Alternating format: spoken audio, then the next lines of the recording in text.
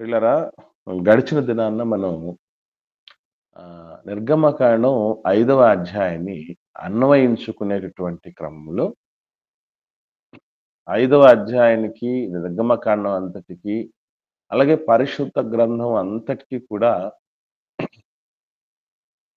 మూలమైనటువంటి ఒక విషయాన్ని ధ్యానం చేస్తూ వస్తున్నాం. ఆ పాఠమే యెహోవా ఎవరు? ఆయన ఎవడు అని ఆయన గురించి అడిగినటువంటి మరో ప్రశ్న. అది గర్వముతో కూడినటువంటి ప్రశ్న కావచ్చు. కడుపు నిండినటువంటి మాట కావచ్చు. అప్పుడప్పుడు కొందరు గర్వంతో మాట్లాడుతున్నప్పుడు మనల్ని గూడా అంటూ ఉంటారు. ఏమనంటే, "ఏవండీ దయచేసి కడుపు నిండిన మాటలు మాట్లాడకండి." విన్నారా ఈ మాట? హ్మ్. ఆ! కడుపు నిండిన మాటలు మాట్లాడకండి దయచేసి అనంటారు. నిజంగా కడుపు నిండిన వాడే అంటాడట. బైబిల్ గ్రంథంలో అసలు ఈ క్వెషన్ ఎందుకొచ్చింది ఫరో నుంచి అననే విషయం గూడా మనకు తెలియాలి. ఎవరిలాంటి మాటలు మాట్లాడతారు? దేవుడిని సైతం లెక్క చేయని తత్వం ఎవరికొస్తుందనంటే, కడుపు నిండినోళ్ళకొస్తదట.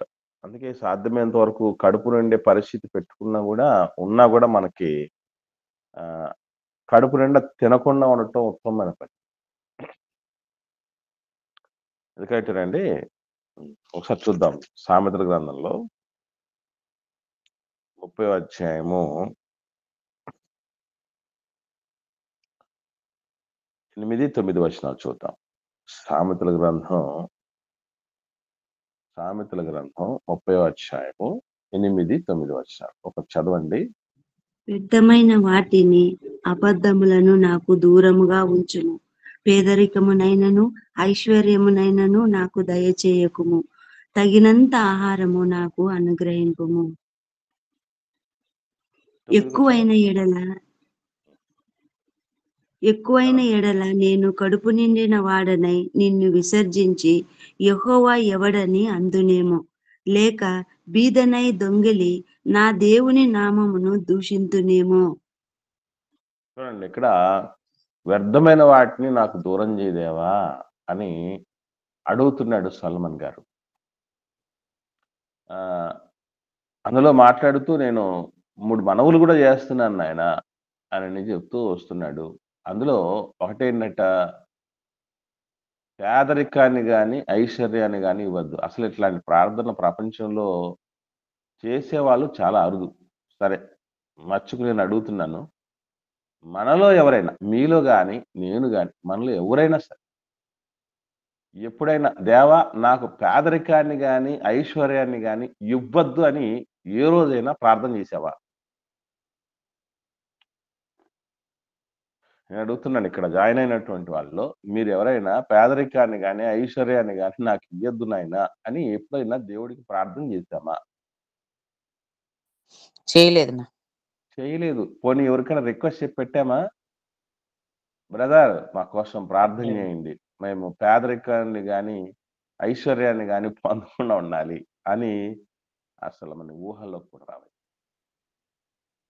మహానుభావులు ఊరికే ఎవరండి. నేను ఎన్నో సార్లు చెప్తూ ఉంటాను.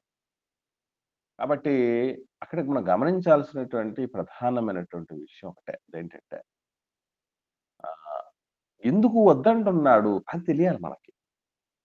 మనం ఎందుకు వద్దనట్లేదు? పేదరికాన్ని గాని, ఐశ్వర్యాన్ని గాని మనం ఎందుకు వద్దనలేకపోతున్నాం? తెలియక అంతే. That's it.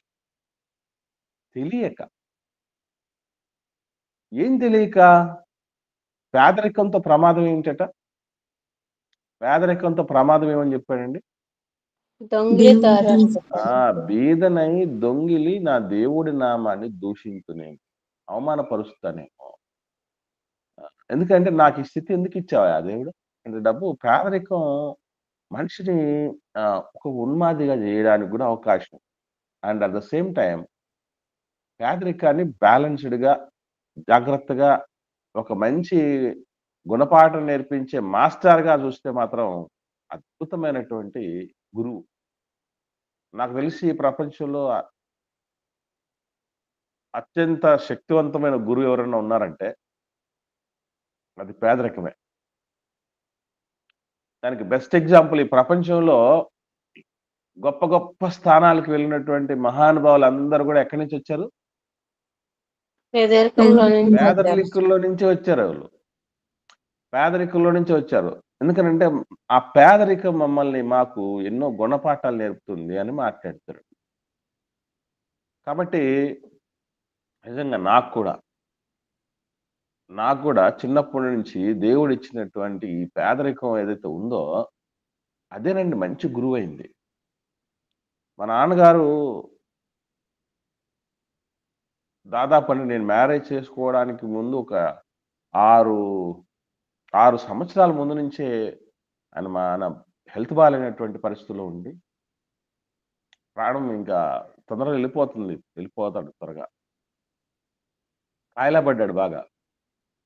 నన్ను పెళ్లి చేసుకొని పట్టుకున్నాడు. పెళ్లి చేసుకున్నాను. పెళ్లి చేసుకున్నాను. నాకప్పటికి జాబ్ రాలేదు. నాన్న ఈరోజు నువ్వు ఉన్నావు, మన దగ్గర ఏం ఆస్తిపాస్తులు లేవు, నీ దగ్గర ఆరోగ్యం కూడా లేదు. ఈరోజు ఉంటావు, రేపు వెళ్ళిపోతావు. మేము ఒకరం ఇద్దరు అవుతాం, ఇద్దరు ముగ్గురం అవుతాం, ముగ్గురు నలుగురం అవుతాం. ఎవరినైనా చూసుకుంటాం. నాకు జాబ్ రావాల్సిందే అని గట్టిగా పట్టుకొని కూర్చున్నాను. కారణం ఏంటంటే పేదరికం కళ్ళారా చూసి అనుభవించినటువంటి పరిస్థితి. అవి చూసిన తర్వాత నాకు అర్థమైంది ఏంటంటే ఖచ్చితంగా చదువుకోవాల్సిందే. ఖచ్చితంగా జాబ్ తెచ్చుకోవాల్సిందే. ఖచ్చితంగా కష్టపడాల్సిందే. ఈ పేదరికం నుంచి బయటపడాల్సిందే అని నేర్పించిన మహా పెద్ద గురువు. కానీ అందరూ అలాగ ఆలోచన చేయరండోయ్. అది చెప్తున్నాను ఇక్కడ. అందరూ అలాగ చేయరు. పేదరికంలో ఉన్నటువంటి మెజారిటీ పర్సన్స్ ఏమని ఆలోచన చేస్తారంటే దేవుని తిడతారు, దేవుని దూషిస్తారు. దేవా వాళ్ళకు మంచిగా ఆస్తిపాస్తులు ఇచ్చావు, మంచి ఉద్యోగం ఇచ్చావు. వాడికి ఉద్యోగం ఉంది, వాడి భార్యకి ఉద్యోగం ఉంది. నాకు అసలు ఒక్కరికి కూడా ఉద్యోగం లేకుండా చేశాడు. దేవుణ్ణి దూషించేవాడు ఎంతో మంది మనం చూసుకుంటాం. అఫ్ కోర్స్ ఒకవేళ మీరు కూడా అలా అనుకున్న వాళ్ళు ఉంటారేమో. దయచేసి అలాంటి పనులు చేయకండి. ఇక కడుపు నిండిన వాడి పరిస్థితి ఎట్లట? దేవుణ్ణే విసర్జిస్తాడట. దేవుడే కాదనుకుంటాడు. ఎందుకనంటే కడుపు నిందంటే కడిపేవాడు దేవుడు అంట. వారు కడిపేవారి దేవుడు, నాశనమే వారి అంతం అంట. ఫరో ఎందుకు నాశనం అయ్యాడు? ఫరో ఎందుకు నాశనం అయ్యాడు? నెత్తిన కళ్ళు నెత్తికెక్కాయి. నాశనానికి ముందు ఏమవుతుందట? గర్వం నడుస్తుంది. గర్వం నడుస్తుందట. అది ఎప్పటికీ మంచిది కాదు. బలవంతుడ నాకేమని పలువురతో నిగ్రహించి పలుకుటం ఎలా? బలవంతమైన సర్పము చలిచీమల చేత చిక్కి చావదేశముతి అని భద్రని చెప్పాడు. తెలుసు కదా. నేను చెప్పాడని కాదు, అది సృష్టిలోనే దేవుడు పెట్టాడు. అది విషయం ఇక్కడ. దేవుడికి మానవుడికి తేడా ఏంటంటే మానవుడు ఉన్నదాన్ని చూసి నేర్చుకుంటాడు. దేవుడు నేర్చుకోవడానికి అవన్నీ సృష్టిలో పెడతాడు. అది దేవుడికి మానవుడికి తేడా. వాటి గమనించగలిగితే అవన్నీ మనకి ఎందుకు పెడుతున్నాయంటే ఎవరైనా ఆయన నువ్వు విర్రవీగుతున్న మాటలు, ఉన్నటువంటి సైనిక బలగాన్ని చూసుకొని విర్రవీగుతున్న మాట, ఉన్నటువంటి విస్తారమైన సంపద చూసుకొని మాట్లాడుతున్న మిడిసి పాటు ఎంతకాలం ఉంటాయి ఇవి? ఏం చేయగలిగాయి? ఫరోను కాపాడగలిగాయా? ఫరో ప్రజలు వెలవెలలాడిపోతుంటే ఒక్కొక్క రకమైన తెగులొచ్చి ఏం చేసుకోగలిగాడు? తన బలం ఏం చేయగలిగింది? బలగం ఏం చేయగలిగింది? పైసలు ఏం చేయగలిగాయి? రథాలు ఏం చేయగలిగాయి? గుర్రాలు ఏం చేయగలిగాయి? రౌతులు ఏం చేయగలిగాయి? ఏం చేయగలిగారు వాళ్ళు? ఒక్కసారి దేవుడు టార్గెట్ చేశాడంటే ఎవడున్నా వెలవెల్లాడిపోవాల్సిందే. అది తెలీదు సమాజానికి. కాబట్టి పిల్లరా, అసలు ఇటువంటి మాటలు ఎందుకు మాట్లాడతారు మనుషులనేది మనం తెలుసుకోవాలి. అందుకే దయచేసి మీకందరికీ నా రిక్వెస్ట్ ఏంటంటే నేను కూడా చాలా పెద్ద ఛాలెంజింగ్ విషయం. కడుపు నిండా తినకండి. కడుపు నిండా తినకండి. ఎవ్వరికీ అది మంచిది కాదు. ఎందుకనంటే ఆహారం వల్ల ఏమొస్తుందని చెప్పాడండి బైబిల్‌లో దేవుడు? మత్తు వెరీ గుడ్ అమ్మా. మత్తొచ్చేస్తది. ముక్తాయాసం అంటారు దాన్ని. అందుకే మీరు బైబిల్ క్లాసెస్ నిర్వహించేటప్పుడండి లంచ్ తర్వాత ఎవరు సాహసించి క్లాస్ తీసుకోరు. లంచ్ అయిపోయిన తర్వాత ఒక సింగిల్ క్లాసే అని అన్నా గూడా ఎవరు తీసుకోరు. మోస్ట్‌లీ ఎవరు వినడానికి గూడా సుముఖత చూపరు. ఎందుకనంటే మధ్యాహ్నం ఎస్పెషల్లీ మిగతా టైంలో కంటే మధ్యాహ్నం తిన్న తర్వాత ఏమొస్తదండి? నిద్ర మత్తొచ్చేస్తది. నిద్రొచ్చేస్తది. ఒక గంట సేపన్నా పడుకోవాలని అనిపిస్తది. అది అలాగా మత్తు కలుగజేస్తది. ఈ మత్తులో ఏం జరుగుతదంటేనండి, ఇక మనం ఏం చేయలేం. ఇక నిద్రపోవటం తప్ప. ఉన్న పనులు, ఆ పరిస్థితులు అన్నీ పక్కన పెట్టి నిద్రపోవటం తప్ప ఏం చేయలేం. అందుకే మీరు తిండి వలన, మత్తు వలన, ఐహిక విచారముల వలన మందంగా ఉంటారేమో. మందమత్తులు అంటారు గదా! నాకు తెలుసు కదా! 3 చేపల కథలో. సుమతి, మందమతి, కాలమతి. ఆ మందమతులుగా ఉంటే జీవితం భవిష్యత్తు గల్లంతయిపోతది. అందుకే ఒకవేళ మనకు ఉన్నా దాన్ని తక్కువ తినటం అనేది మనం అలవరుచుకోవాలి. దానివల్ల చాలా ప్రాబ్లమ్స్ వస్తాయి. కడుపు నిండినటువంటి పరిస్థితులున్నప్పుడు ఎవరు కన్ను మిన్ను కావాలి. మీరెప్పుడైనా చిన్నప్పుడు పిల్లల్ని గమనించారండి? బిడ్డల్ని హ్మ్. కడుపు నిండా పాలు తాగారనుకోండి. పాలు తాగడానికి ఆకలైనప్పుడు అమ్మను జూసే విధానం వేరు. కడుపు నిండా పాలు తాగిన తర్వాత అమ్మను జూసే విధానం వేరు. పిల్లల్ని గమనించారా మీరు? తల్లులు గమనించుంటారు గదా! పాలు తాగడానికి వచ్చేటప్పుడు ఎంత ప్రేమగా వస్తారు బిడ్డలు. ఆడు ఆడబిడ్డ గావచ్చు, మగబిడ్డ గావచ్చు. నేను అన్నీ చాలా మంది బిడ్డలు నేను చూస్తూ ఉంటానండి. నా ఇంట్లో ఉన్న పిల్లలతో పాటుగా నాకు దేవుడిచ్చినటువంటి పిల్లలు చాలా మందున్నారు. ఆ పిల్లలు గూడా జూస్తున్నప్పుడు, వాళ్ళని గూడా జూస్తున్నప్పుడు, వాళ్ళ ఇక్కడ జాయిన్ అయినటువంటి వాళ్ళు చిన్నప్పటి నుంచి చూసిన బిడ్డలు నాకు తెలుసు. వాళ్ళను గూడా గమనించేటప్పుడు ఎట్లాంటి మనస్తత్వం వాళ్ళే గాదు. మనం గూడా చిన్నప్పుడు అదే జేసుంటాం. పెద్ద విశేషం ఏం గాదు. వాళ్ళేదో అలా జేశారు, మనం జేయలేదని గాదు గానీ, అమ్మ మీద వల్లమాలిన ప్రేమను కురిపిస్తూ వస్తారు పాలు తాగటానికొచ్చేటప్పుడు. పాలంత తాగిన తర్వాత నీ అబ్బకు నా అబ్బేం అన్నట్టుగా పోతూ ఉంటారు. కడుపు నిండింది గదా! కడుపు నిండిన తర్వాత ఇక పట్టించుకోరు. మళ్ళీ ఆకలవ్వాలి. అప్పుడే అమ్మ గుర్తొస్తది. అప్పటిదాకా కదా! కడుపు నిండా పాలు ఇవ్వటం గూడా పిల్లలకు మంచిది కాదు. కొద్ది కొద్దిగా కొంచెం గ్యాప్ వెలితి ఉండగా ఇవ్వటం అనేది మంచి పనండి. కాబట్టి కడుపు నిండిన మాటలు ఇవన్నీ. ఫరో మాట్లాడుతుంది. కళ్ళు నెత్తికెక్కి, గర్వము తలకెక్కి మాట్లాడుతున్నటువంటి మాటలు. ఈ గర్వం ఎవడి దగ్గరన్నా చెల్లుబాటు అవుద్ది. గర్వాన్నంచేటటువంటి సర్వశక్తిమంతుడి దగ్గర అవుతది. అస్సలు చెల్లుబాటు. కాబట్టి దేవుడు నన్నెవరో అని అడిగావు గదా! మరో చూస్తాం. నీకు తెలియాలి గదా మరి. యెహోవా ఎవడు అని అడిగావు గదా! ఎవడో నేను చూపిస్తాను. దేవుడు తీసుకున్నటువంటి యాక్షన్ అది నిర్గమకాండం. ప్రపంచవ్యాప్తంగా ఉన్నటువంటి గర్విష్ఠులకందరికీ గర్వభంగాన్ని కలగజేసి, కనువిప్పు కలగజేసి అత్యద్భుతమైనటువంటి మెడిసిన్, టానిక్ నిర్గమకాండం. సో, ఇందులో భాగంగా మనకు తెలియాల్సిన మన దేవుడు, మన తండ్రి గురించి తెలియాల్సిన లక్షణాల్లో 3 లక్షణాలని మనం చూసాం ఇప్పటిదాకా. మొదటిదేంటి? మొదటి లక్షణం ఏంటండి? గుర్తుందా? దేవుడు మర్చిపోయారా? మాట ఇచ్చి తప్పని వాడన్న. మాట ఇచ్చి దేవుడు తప్పనివాడు.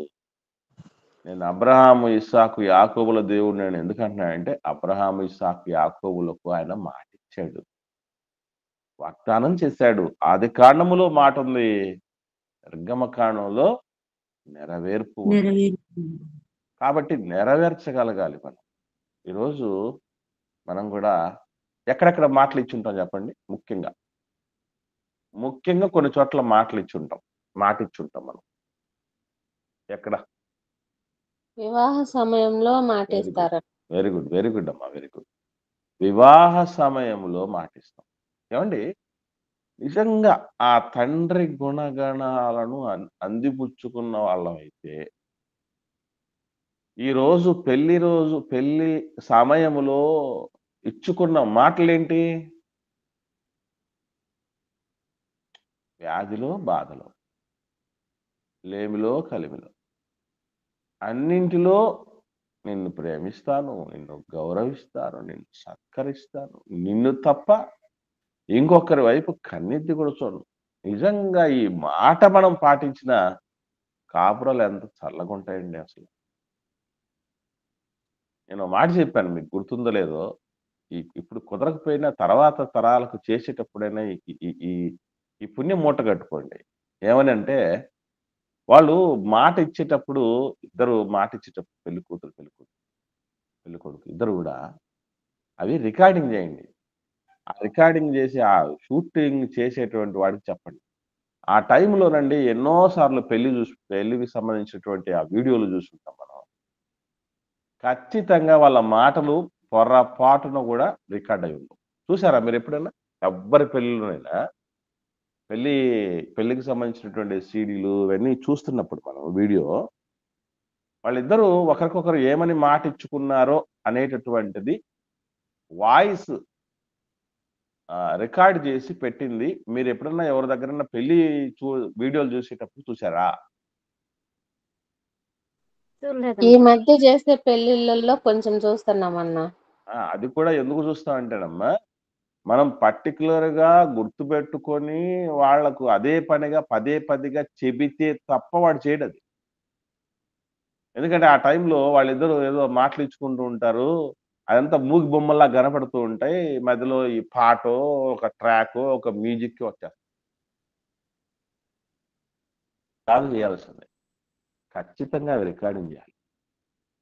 రికార్డింగ్ జేసి ఏం జేయాలంటే రోజు, రోజు తెల్లవారి అదేసుకోవాలి.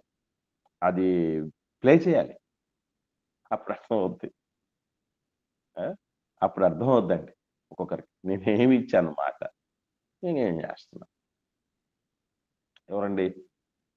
కట్టుకున్న భార్యను కడుపులో పెట్టుకొని చూసే భర్తలు ఎంతమందున్నారు? అలాగే చేసుకున్న భర్తని ఆహ్, అన్ని విధాలుగా ఆయన్ను గూడా ప్రేమించగలిగినటువంటి పరిస్థితి, ఆయనకు లోబడగలిగినటువంటి పరిస్థితి ఎంతమంది ఆడబిడ్డలు జేస్తున్నారు? ప్రపంచవ్యాప్తంగా అన్నీ కొట్టుకు సచ్చే సమస్యలున్నాయి. ఏం మాటిచ్చారు? ఏం బ్రతుకుతున్నారు? తేలిపోతున్నారు కదా! అంటే దేవుడి యొక్క గుణగణాలు దేవుని బిడ్డలుగా మనం కలిగుంటే మనకు నష్టం గాదు. ఏ నష్టము రాదు. మర్చిపోకండి. తర్వాత నెక్స్ట్ టైమ్ ఎక్కడిస్తాం మాట? చాలా మేజర్ ఇష్యూలో ఇస్తాం. ఒక పెద్ద ఈవెంట్‌లో ఇస్తాం.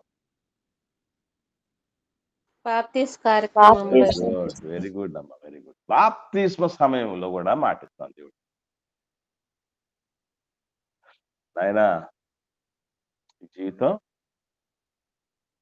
అంకితం ప్రభో నా జీవితం అని పాట ఉంది గదా! అట్లా నా జీవితం నీకేనే అంకితమయ్యా అనగానే నిజంగా దేవుడు బాగా తెలుసు గాబట్టి పర్లేదండి. అయ్యో! మనలాగా ఏదన్నా తెలియనోడే ఇంటే దేవుడు ఇప్పటికి ఎన్ని సార్లు మునగ చెట్టు ఎక్కి పడేవాడో. ఎన్ని సార్లు పడేవాడు.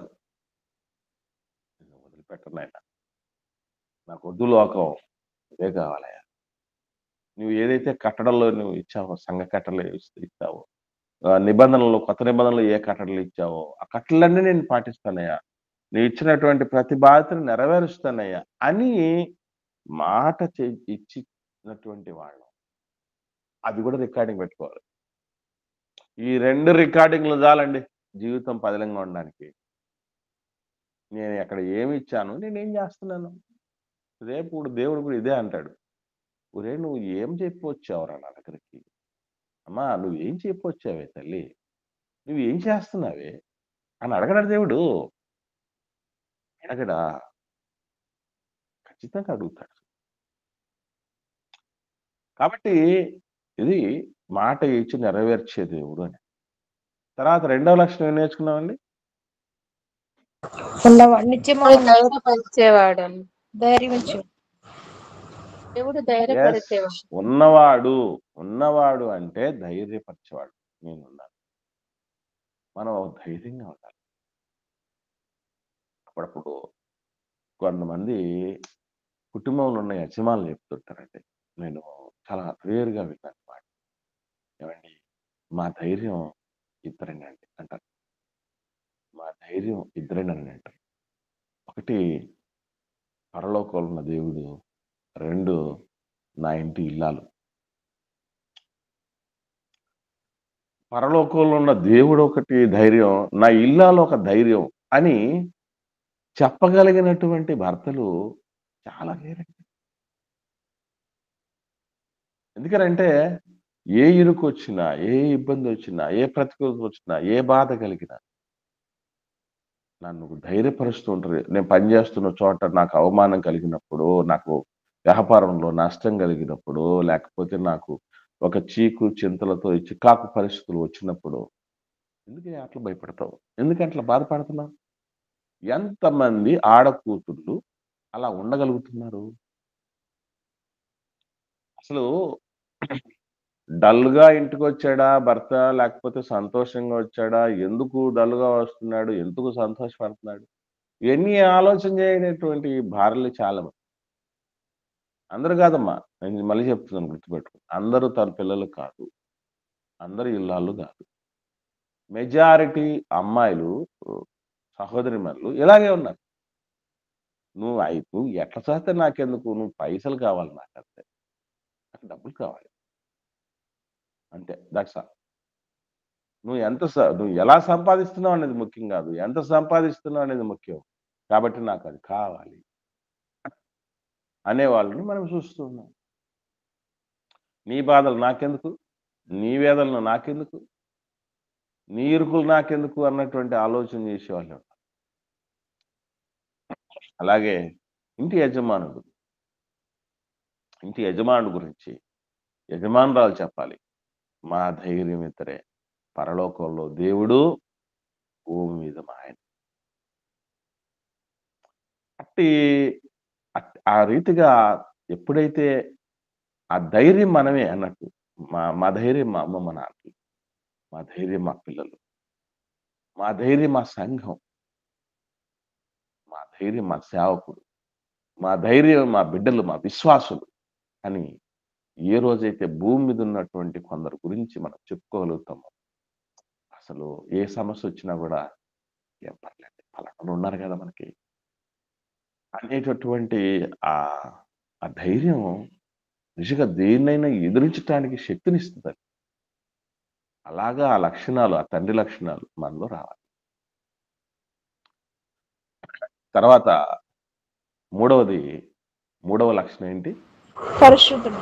ఆయన పరిశుద్ధుడు. తండ్రి పరిశుద్ధుడు. పరిశుద్ధుడు తండ్రి అయినందుకు మనం గూడా ఎలా ఉండాలని దేవుడు చెప్పాడంటే కొత్త నిబంధనలో పేతురు గారు రాసిన మొదటి పత్రిక మొదటి అధ్యాయంలో ఒక మాట ఉంది. 14, 16 వచనాలు నేను చూద్దాం. పరిశుద్ధుడనై ఉన్నాను గనుక మీరును పరిశుద్ధులై ఉండుడని వ్రాయబడి ఉన్నది కాగా, మీరు విధేయులగు పిల్లలై మీ పూర్వపు ఆజ్ఞ దశలో మీకుండిన ఆశలను అనుసరించి ప్రవర్తింపక, మిమ్మును పరీక్షించువాడు పరిశుద్ధుడై ఉన్న ప్రకారము మీరును సమస్త ప్రవర్తన యందు పరిశుద్ధులై ఉండుడి. చూడండి, ఇక్కడ నేను పరిశుద్ధుడనై ఉన్నాను.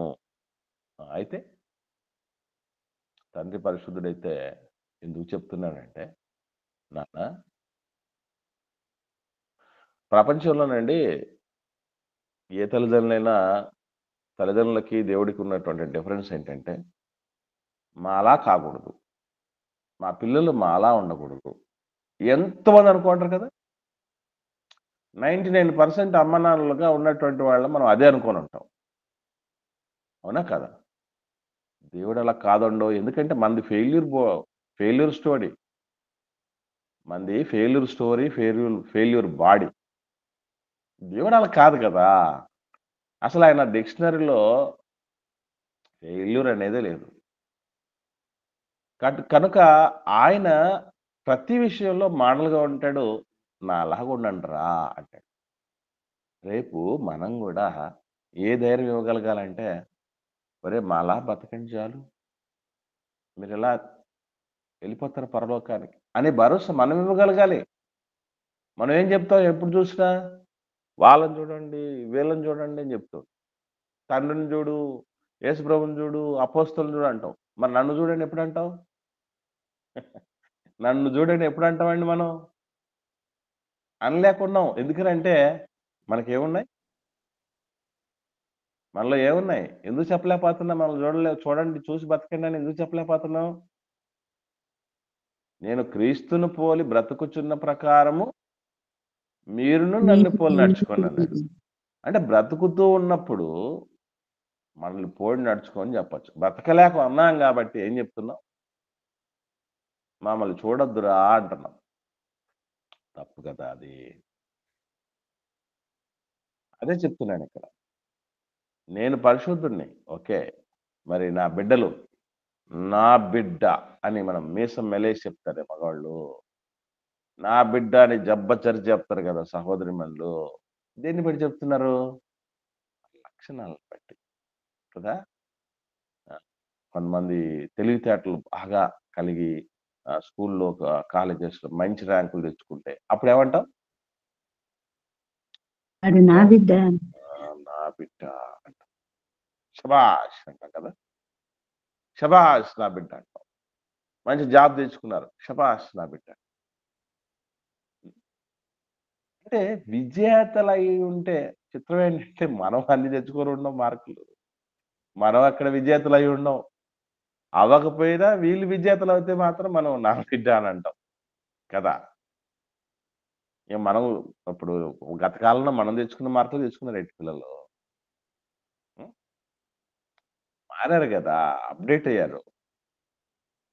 కాబట్టి ఇక్కడ గమనించాల్సిన విషయం దేవుడు అలా కాదు.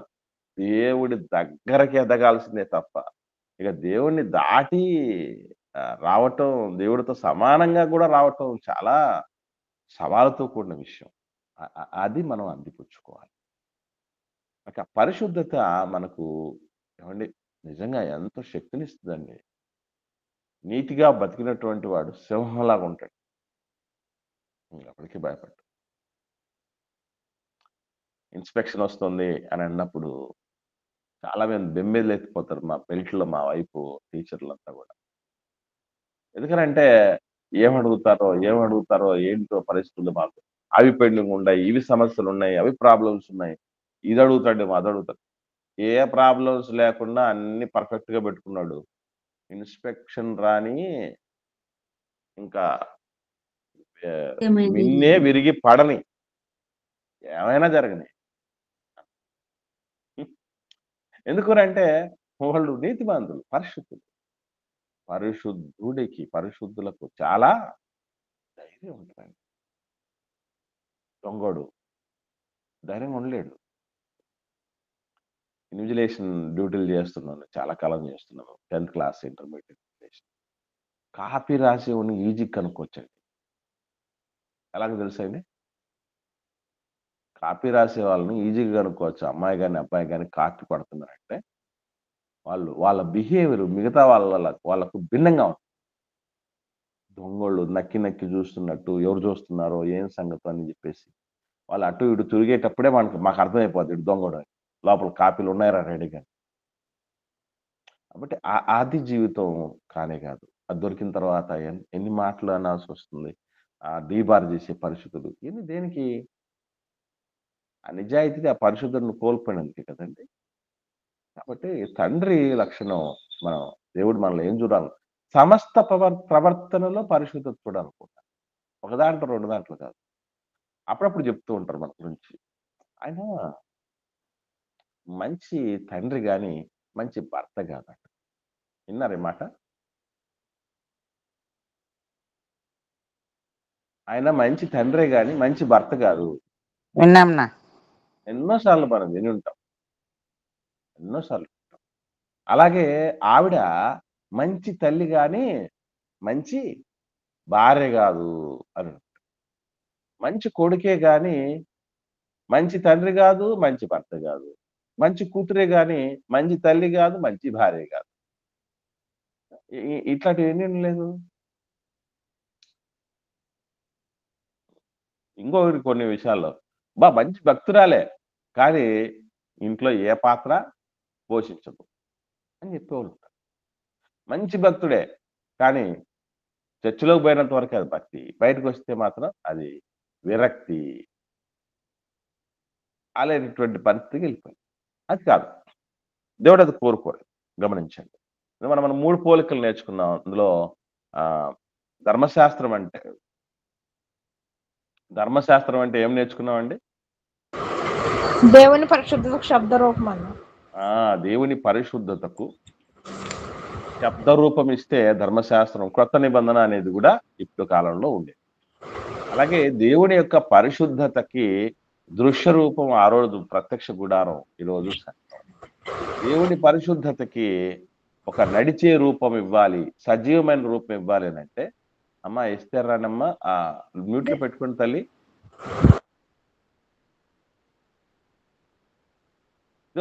ఆ నడిచేటటువంటి పరిశుద్ధత, సజీవమైన పరిశుద్ధతకు చిహ్నం ఆ రోజు దేవుని ప్రజలు ఇశ్రాయేలీలు, ఈరోజు క్రైస్తవులు మనం. అది మనం మర్చిపోకూడదు. ఇక 4వ లక్షణానికి వెళ్దాం. దేవుడు శక్తిమంతుడండి, ఎవరినైనా ఓడించగలిగినటువంటి శక్తిమంతుడు. ఎవరినైనా అన్న దగ్గర ఆ ప్లేస్లో ఎవరినైనా పెట్టండి. ఈ ప్రపంచంలో ఎంతో గొప్ప గొప్ప గొప్ప గొప్ప శక్తిమంతులు అన్నటువంటి వాళ్ళు కావచ్చు, వాళ్ళకు బలగం ఉంది, బలం ఉంది, గొప్ప జనం ఉంది, ధనం ఉంది, విస్తారమైనటువంటి పెద్ద దేశం అండి వాళ్ళది, తర్వాత అడ్వాన్స్డ్ జీడిపి రేట్ ఎక్కువ అండి. ఎవరినైనా చెప్పండి, వాడు మనకు గొప్ప. అమెరికాని ఏమన్నారంటే ప్రపంచానికి పెద్దన్న అంటారు, తెలుసా అండి మీకు? అమెరికాని ప్రపంచానికి పెద్దన్న అంటారు. కానీ ఈ పెద్దన్నను దేవుడు అనుకుంటే పెద్దన్నకు కూడా మొట్టికాయలేడా? Very good. సంవత్సరానికి లాస్ ఏం తెలుసు కదా మీకు? పెద్ద లాస్ వచ్చింది కదా, ఏం చేయగలిగింది ఆ పెద్దన్న? ఏం చేసుకోగలిగాడు? ఒక మొట్టికాయ అంతే. కాబట్టి ఇంకో విషయం ఏంటంటే, మీకు తెలుసో తెలీదండి, అడ్వాన్స్డ్ ఎక్విప్మెంట్ టెక్నాలజీ అమెరికాలో ఉంది, ప్రపంచంలో ఎక్కడ లేనటువంటి. అట్లాంటి దేశంలో కూడా కాలి బూడిదైపోతూ ఉంటే ఏం చేసుకోలేక. ఎందుకు అంటే ఆ చిచ్చుకి అనుమతిని ఇచ్చింది దేవుడు కనుక ఆయన డిసైడ్ అయిపోతే అందరూ సైడ్ అయిపోవాల్సిందే తప్ప, ఎవడో అంటాడు, ఎవడో బాద్షా అంట, బాద్షా అనేవాడు డిసైడ్ అయితే వారు వన్ సైడ్ అవుతాడు.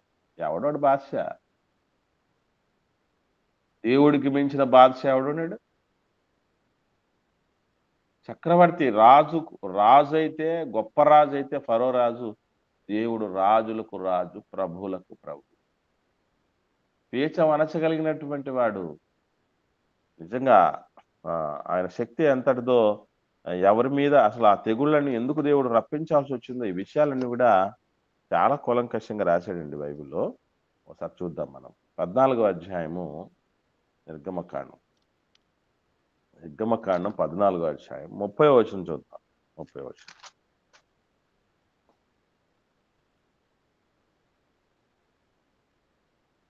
ఆ దినమున యెహోవా ఐగుప్తుల చేతిలో నుండి ఇశ్రాయేలులను రక్షించెను.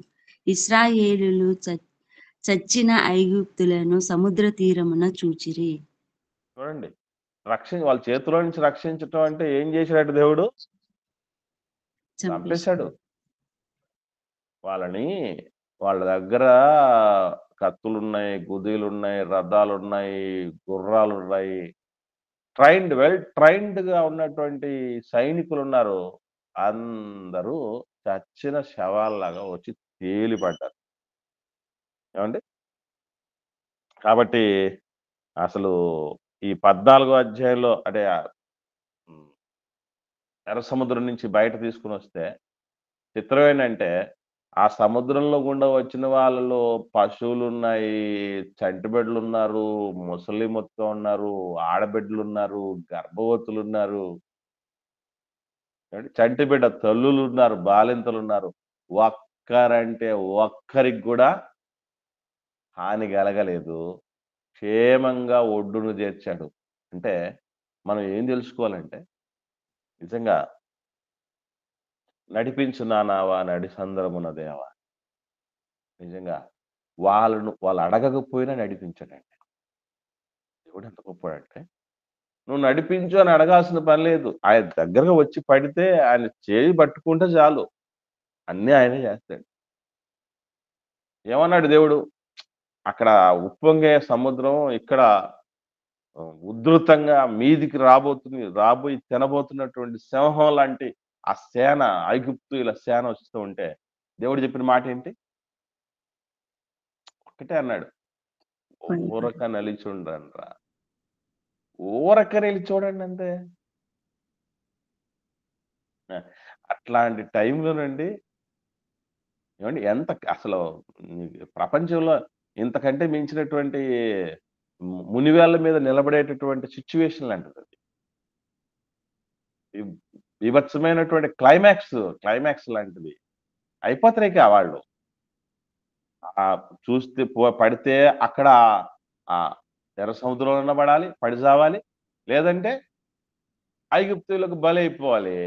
మళ్ళీ బానిసలుగెళ్ళాలి. ఏంటిది? నేను అందుకే ఎప్పుడు చెప్తూ ఉంటా. ముందు నుయ్యి, వెనక గొయ్యి, పైన ఆదుకునే చెయ్యి. పైన ఆదుకునే చెయ్యి. అందుకే మనవాళ్ళు ముందు చూస్తాడు, వెనక చూస్తాడు గానీ పైన చూడడు. పైన అంటే ఇంటి పైన కాదండోయ్. డాబా పైన, అటక పైన గాదు. పైన దేవుడున్నాడు. దేవుడున్నాడు, తండ్రున్నాడు, ఆదుకునేటువంటి నాథుడున్నాడు. రక్షింపనేరకుడున్నట్లు యెహోవా హస్తము కురచకాలేదు.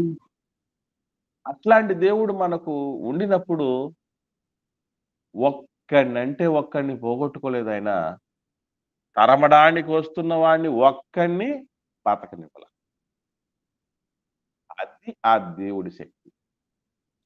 అంటే ఆయన నడిపించేటప్పుడు ఎర్ర సముద్రం లాంటి అవి అంత గొప్ప సంద్రాలే ఎదురైన అందుకే నేను ఒక పాట రాశాను. మీరు అందరూ విన్నారో లేదో తెలీదు గాని, నిన్నటి వారికేలా రేపటి గూర్చిన చింత అనేటటువంటి పాటలో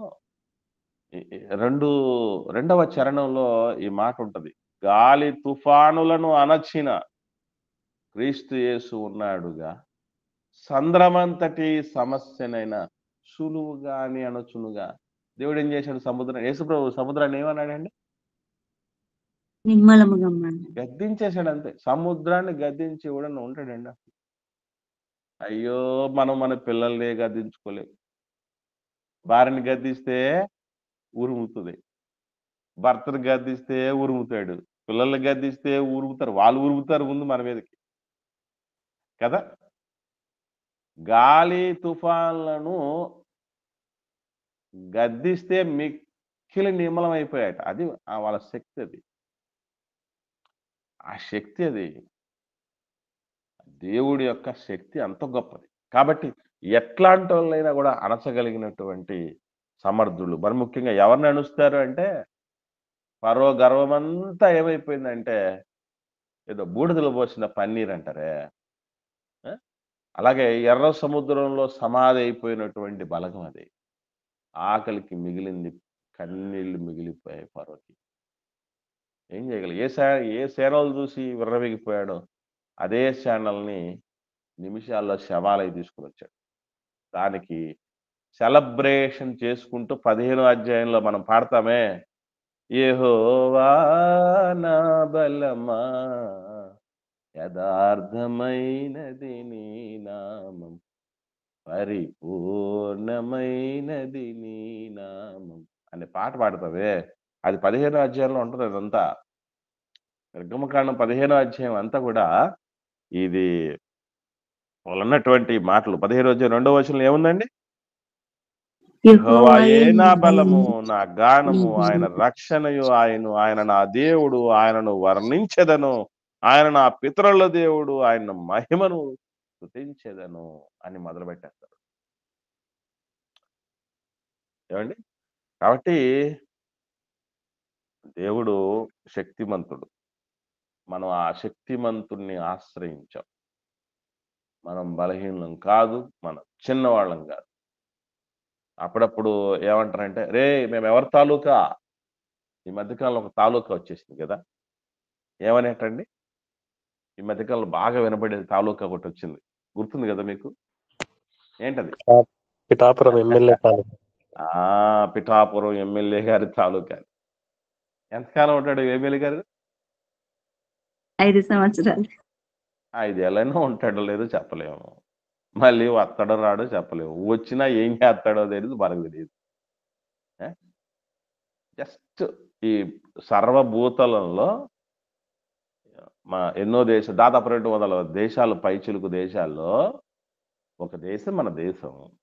ఆ దేశంలో ఉన్నటువంటి 28 రాష్ట్రాల్లో ఒక రాష్ట్రం మనది. ఆంధ్రప్రదేశ్ రాష్ట్రం. ఆ ఆంధ్రప్రదేశ్ రాష్ట్రంలో 175 నియోజకవర్గాల్లో ఒక్క నియోజకవర్గం పిఠాపురం. దేవుడెవరనుకుంటున్నారు? ముల్లోకాలను ఏలే మహా చక్రవర్తి. 5 ఏళ్లకోసారి ఎలక్షన్‌లు ఏమన్నా వస్తాయనుకుంటున్నారా ఆయనకు? ఏమండి? 5 ఏళ్లకోసారి ఎలక్షన్‌లు ఏముండవు ఆయనకి. ఆయన సింహాసనం శాశ్వత కాలం ఉండేది. శాశ్వత కాలం ఉండేది. ఎప్పుడు గర్వంగా చెప్పుకుంటూ ఉంటాం. ఎమ్మెల్యేలు, ఎంపీలు, మంత్రులు, ముఖ్యమంత్రులు, ప్రధానమంత్రులు వస్తారు, పోతారు. మాలాంటోళ్ళు పోవాలనుకోండి, దైవజనులు పోవాలనుకోండి. ఎప్పుడు పోవాలి? 60 ఏళ్ళకైపోతారా? 70 ఏళ్ళకైపోతారా? ఊపిరున్నంత వరకు దైవ ప్రతినిధులే. నేను జాబ్‌లో నుంచి రిటైర్డ్ అయిపోతా. జాబ్‌లో నుంచి రిటైర్ అయిపోతా నేను. కానీ సేవలో చచ్చేంత వరకు ఉంటా. ఎంత గొప్ప ధన్యత అది. కాబట్టి శక్తిమంతుడి దగ్గరున్నాం మనం అన్నటువంటి విషయం ఎప్పటికీ మరవకూడదు. ఇక 5వ లక్షణం ఉంది తండ్రిది. అదేందంటే ఆయన కరుణామయుడు, కృపా సంపన్నుడు. ఆయనే స్వయంగా చెప్పుకుంటూ మోషే గారిని అలా దాటిపోతూ దేవుడు చెప్పిన మాట 34వ అధ్యాయం చూద్దాం. నిర్గమకాండం 6వ వచనం. నిర్గమకాండం 34వ అధ్యాయం 6వ వచనం. ఏమనుంది? చదవండి ఒకరు.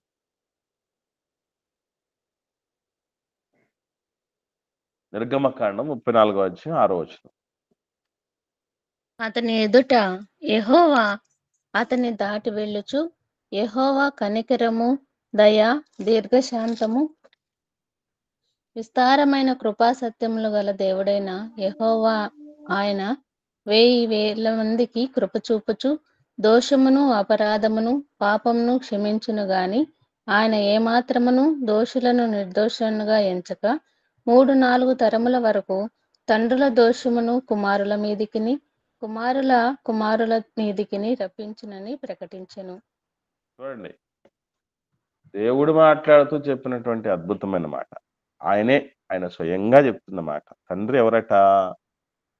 కనికరము, దయ, దీర్ఘశాంతము, విస్తారమైన కృపా సత్యములు గలవాడు. ఇక్కడనే చాలా మ్యాజికల్‌గా ఉంటదండి. దేవుడి యొక్క ఆలోచనలు అవన్నీ కూడా అద్భుతంగా ఉంటాయి. ఈ వచనం వర్ణించటానికి కొన్ని గంటలు సరిపోతాయి. అంత సాలిడ్‌నెస్ ఉంది ఇందులో. కానీ మనం సింపుల్‌గా మనం చెప్పుకోవాలంటే ఇక్కడ తండ్రి దేవుడు ఎలాంటి వాడంటే కనికరము కలిగిన వాడు. మరి ఈరోజు ఆయన పిల్లలంగా మనలో ఎంతమందికి కనికరం అనే గుణం ఉంది? కనికరం అనేటటువంటిది నిజంగా సొంత బిడ్డల మీద గూడా కనికరం లేనటువంటి రీతిగా బ్రతుకును పాడు చేసుకుంటూ, మాదిరిని లేకుండా వాళ్ళను చూసి అంటే అమ్మానాన్నలను చూసి మరింతగా బిడ్డలు చెడిపోయే విధంగా ప్రవర్తిస్తున్నటువంటి తండ్రులు, తల్లులు లేరా? ఎక్కడుంది వాళ్ళ మీద కనికరం? భార్యని కనికరించేవాళ్ళు ఎంతమంది? భర్తని కనికరించేవాళ్ళు ఎంతమంది? తోబుట్టువులని కనికరించేవాళ్ళు ఎంతమంది? ఏవండీ? అసలు ఆ కనికరం అనే లక్షణమే లేకుండా పోతుంది. నేను ఒకసారి చెప్పాను ఒక మాట. ఎవరైనా ఒక బిచ్చగాడు లేదా బిచ్చగత్తె దేహి అంటూ చేయి చాచి మన దగ్గర ఒక రూ. 10 అడగటానికి వచ్చారనుకో, లేదు అని అనే పరిస్థితి పెట్టుకోకండి. దేవుని బిడ్డలు ఎప్పుడు కూడా బయటకొస్తున్నప్పుడు ఖచ్చితంగా ప్రిపరేషన్ ఉండాలి. ప్రిపరేషన్ ఏముండాలంటే ఒక రూ. 10 నోట్లు పట్టుకెళ్ళండి. అదే రేపు చూసేది మన మన మన గుణం ఎప్పుడంటే ఆ చిన్న దాంట్లోనే బయటపడతదండి. తెలుసో తెలీదో. చిన్నదా తక్కువలో నమ్మకంగా ఉన్నవాడు, కొంచెంలో నమ్మకంగా ఉన్నవాడు, ఎక్కువలో గూడా నమ్మకంగా ఉంటాడట. వెళ్లి చేయి చాచిన ప్రతిసారి అయ్యా! పలానోళ్ళ దగ్గరకొచ్చి చేయి చాచానండి. వాళ్ళు కాదనలేరండి, లేదనలేరండి. నిజంగా ఈ లక్షణం ఎక్కడి నుంచొచ్చిందో వాడికి రావాలి. ఆ ఆలోచన తొలవాలి వాడికి. ప్రతిసారి మాటలతోనే మారరండి మనుషులు. బ్రతుకుతో మారతారు. చేష్టలతో మారతారు. కనికరం ఎంతమంది మీద మనకు చూపగలుగుతున్నాం? ఆ కనికరం పొందటానికి అర్హత కలిగిన వారినైనా కనికరిస్తున్నామా చెప్పండి? నిజంగానండి అబిగైల్ అమ్మ తల్లి మహాతల్లి మనకు తెలుసు. ఆమె మంచి రూపవతి, మంచి గుణవతి. తెలివైనటువంటి గుణము కలిగినటువంటి ఆమె, రూపం కలిగినటువంటి ఆమె. కాబట్టి గుణము, రూపము 2 నాణానికి 2 వైపులు లాంటిదండి. అది అందరికి ఉండవు. కొంతమందిలో గుణం ఉంటది, రూపం ఉండదు. కొంతమందికి రూపం మాత్రమే ఉంటది, గుణం ఉండదు. కానీ గమనించగలిగితే మనం నిజంగా భర్త మీద ఎంత కనికరం అంటేనండి, ఆ మొరటోడి మీద, మాట వినని వాడి మీద, గర్విష్టి మీద, డబ్బును చూసుకొని మెడిసిపడే వాడి మీద ఎంత ప్రేమ అంటే, ముక్కు ముఖం తెలియనోడిని ఎదుర్కొని కాళ్ళ మీద పడి బతిమలాడుకొని, మా ఆయన తప్పు నా తప్పు అనుకోండయా, నన్ను చూసి క్షమించేసేయండయా మా ఆయన్ని. ఎంత కనికరం అండి ఆ తల్లికి. ఎంత కనికరం అండి. అయ్యో! ఈరోజు అన్నీ చూసుకున్న భర్తను గూడా కనికరించని కర్కోటకురాళ్ళున్నారు చాలామంది. అన్నీ మొత్తం సమస్తం తీసుకొచ్చి పెట్టేస్తుంటాడు. అక్కడ, ఇక్కడ కష్టపడేసి సాధించుకొని ఎప్పుడొచ్చి చేసినా కూడా దూరం పెట్టేటటువంటి రీతిగా కనికరమే లేకుండా ఉండే విధానంలో ఆహ్, ఏదో సాధించాలని ఉండేటటువంటి ఇల్లాల్లో లోకంలో చాలా మంది. భర్తలు కూడా ఉన్నారు కనికరం లేకుండా భార్యల మీద. కొట్టేవాడు, సిగరెట్‌తో కాల్చేవాడు, ఏవండీ చిత్రహింసలకు గురి చేసేటువంటి వాడు, చంపేసి కుక్కర్‌లో పెట్టి ఉడికించేవాడు. ఇదంతా ఏంటది? ఎలా చేయబుద్దవుద్ది అలాగా? భయానకమైనటువంటి వ్యక్తిత్వాలు మానవుల్లో చూస్తే. అది కాదు. మానవుడంటే ఇదిగో ఎవరిని కనికరించాలో వాళ్ళనన్నా కనికరించక లక్షణం లేకపోతే ఎలాగండి మనకి? ఈరోజు ఎందరి కనికరమే గదండీ ఈ జీవితం మనది. ఆ దేవదేవుడు కనికరించినందుకే, ఆ దేవుడు ఇచ్చిన చుట్టుపక్కల ఉన్న ఎంతో మంది మనుషులు కనికరించినందుకే కదా మనం ఈరోజు ఈ విధంగా ఉండగలుగుతాం. అమ్మ నాన్నలు కనికరించండి. తోబుట్టువులు, పెద్దలు కనికరించండి. మనం ఈ స్థితిలో ఉంటామా అండి అసలు? కాబట్టి ఆ కనికర గుణం ఎప్పుడు కనికరం పొందుకోవటమే గాదు. దయను పొందుకోవటమే గాదు. మనం గూడా పంచాలి. హ్మ్. రైట్. అది దేవుడికున్నటువంటి ఆహ్, ఐదవ గుణం. తర్వాత ఆరోది దేవుడు ఆజ్ఞాపించేవాడు, ఆ ఆజ్ఞల్లో విధేయతను ఆశించేవాడు, తప్పు జేసినటువంటి వారిని శిక్షించేవాడు. 3 ఉన్నాయి ఇందులో. ఆజ్ఞాపిస్తాడు, విధేయత ఆశిస్తాడు, విధేయులకు ఏం జేస్తాడు? దీవెనిస్తాడు. అవిధేయుల్ని ఏం జేస్తాడంటే శిక్షిస్తాడు. మీరు జూస్తే మరి నిర్గమకాండం ఆ! 19, 20 అధ్యాయాల్లో మనకేం కనపడుతదండి? ముఖ్యంగా 10 ఆజ్ఞలు కనపడతాయి. 10 ఆజ్ఞలు కనపడతాయి. సో, ఆజ్ఞాపించేవాడు దేవుడు. సో, ఆజ్ఞాపించినటువంటి ఆజ్ఞల్లో ఏమున్నాయనంటే, ఆజ్ఞ అనగానే విధేయత చూపాలి.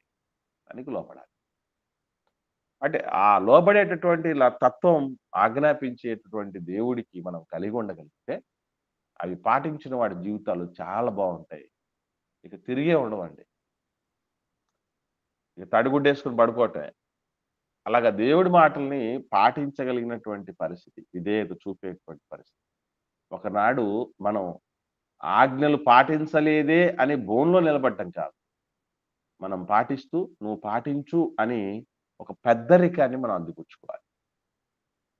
ఏవండి? అది చాలా ముఖ్యమైనది. దేవుడు ఎందుకు ఆజ్ఞాపించగలడంటే ఆయన యోగ్యుడు. ఆయన సర్వశ్రేష్ఠుడు. తగినటువంటి వాడు ఆజ్ఞాపించడం. మనము కూడా అట్టి స్థితికి ఎదగాలి. అలాగే దేవుడి మాటలకు విధేయత చూపినటువంటి వాళ్ళని దన్నుగా ఉంటూ వాళ్ళని ప్రోత్సహించాలి. విధేయత చూపని పిల్లల్ని సైతం శిక్షిస్తూ ఉండాలి. శిక్షించినప్పుడు కూడా ఎవరు గాని మనల్ని క్వెషన్ చేయటానికి లేకుండా అంత జాగ్రత్త వహించాలి. ఇది 6వ గుణం. దేవుడు ఆజ్ఞాపించేవాడు, విధేయతను కోరువాడు, అలాగే అవిధేయులను శిక్షించేవాడు. ఎక్కడే గాని మీరు గమనించండి, పోతదూడన చేసుకున్నారు ఇశ్రాయేలీయులు, ఊరుకున్నాడా? తప్పు చేశారు సొదొమ గొమొర్రా ప్రజలు, ఊరుకున్నాడా? నోహ గారి కాలంలో వాళ్ళు దుర్మార్గులుగా ఉన్నారు, వాళ్ళని వదిలేశాడు దేవుడు. ఎక్కడైతే పాపం చేసినటువంటి వాళ్ళు ఉన్నారో వాళ్ళు ఎవ్వరిని దేవుడు వదిలిపెట్టల. కాబట్టి అది ఆయనకున్నటువంటి గుణం. ఇంకా ఆఖరి లక్షణం ఉంది. ఇది చాలా ప్రాముఖ్యమైనది. దేవుడు మనసు మార్చుకునేవాడు. మీకు ఆశ్చర్యంగా ఉంటుంది. దేవుడు మనసు మార్చుకుంటాడు. ఎలా మార్చుకుంటాడు? అసలు దేవుడిని మనం ఏమని పాట పాడతామండి? పాట ఉంది ఒకటి. దేవుడు మనసున్న మంచి దేవా అన్నారు. ఇంకమ్మా ఇంకా మనసుకు తగ్గి సంబంధించి ఓకే దగ్గరలో ఉండేది అది. మారని దేవుడవు నీవేనయ్యా, మరుగై ఉండలేదు నీకు ఏదయ్యా అనే పాట ఉంది కదా. అంటే మారని దేవుడు గురించి మనకు హెబ్రీ పత్రికలో 13వ అధ్యాయం 8వ వచనంలో ఒక మాట ఉంటది. యేసుక్రీస్తు నిన్న నేడు ఒక్కటే రీతిగా ఉన్నాడు. అవును, యుగయుగములకు ఒక్కటే రీతిగా ఉన్నాడు కదా. మారడాయన. మరి మారని ఆయన్ని మారతాడు అంటున్నాడేంటి?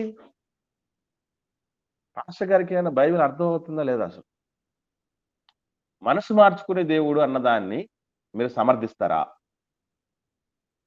సమర్థిస్తాంనా? ఎట్లా? ఎలా నినివి సమర్థిస్తారు చెప్పండి? పెట్టినాన్ని నాశనం చేస్తానని చెప్పి దేవుడు వాళ్ళ ప్రార్థన విని గుడ్. నాశనం వెరీ గుడ్. చేయకుండా మనసు అంటే మార్చుకున్నాడు. దీన్ని మనం ఎలా అర్థం చేసుకోవాలంటేనంటే, మనిషి మారినప్పుడు, మనిషి మనస్సు మారినప్పుడు దేవుడి యొక్క నిర్ణయం కూడా మార్చుకుంటాడు. అంటే ఇంత దేవుడి నిర్ణయాన్ని కూడా మార్చగలిగిన శక్తి దేనికి ఉందనంటే మనసు మార్పుకుంది. కాబట్టి మరక మంచిది కాదు, మార్పు మంచిది. మారాలి మనం. మారాలి. కాబట్టి తండ్రి మారాడు, మంచికి మారిపోయాడు, మారు మనసుకు మారిపోయాడు, విధేయతకు మారిపోయాడు, లోబడిన తత్వానికి మారిపోయాడు, భయపడినటువంటి మనుషులకు మారిపోయాడు. ఆయన ఆలోచనలు మార్చేసుకున్నాడు.